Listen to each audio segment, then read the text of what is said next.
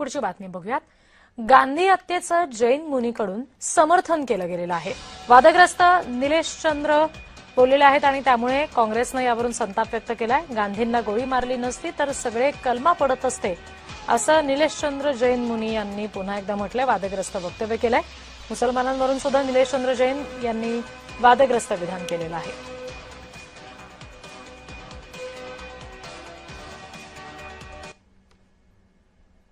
गांधी तेरा प्रेम सिर्फ चांद सितारों से था।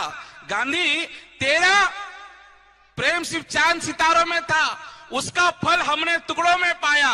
यदि गोडसे ने यदि छाती में गोली नहीं ठोकी होती तो पूरा हिंदू समाज आज कलमा पड़ला होता।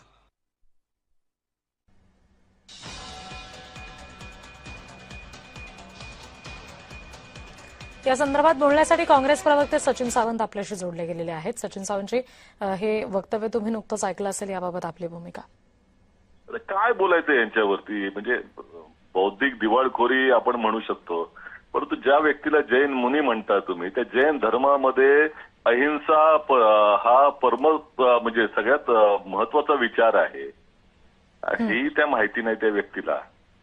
त्यामुळे ज्याला आपला धर्मच माहीत नाही तर त्याचे आता ह्या अशा तऱ्हेचे जे काही पाजळलेले आहेत त्याच्यावरती आपण काय बोलणार? खऱ्या अर्थानं या देशाची वाताहत गेल्या 12 वर्षापासून झालेली आहे. या सगळ्या लोकांचे बोलवते धनी जे सत्तेमध्ये बसले तेच आहेत.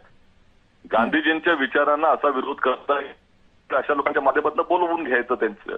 पण याने काय होणार आहे? सत्य सत्य असतं ना. जगामध्ये महात्मा गांधीजींचे सगळीकडे पुतळे आहेत. कुठला असा एक देश नसेल जिथे पुतळा नसेल गांधीजींचा.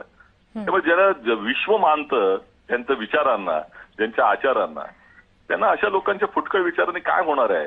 भारतीय जनता पक्षाने किती प्रयत्न करावेत, कोणाच्याकडनं बोलून घ्यावं, काही फायदा होणार नाही. त्या सूर्या दुसऱ्याच्या उपमाची गरज नसते.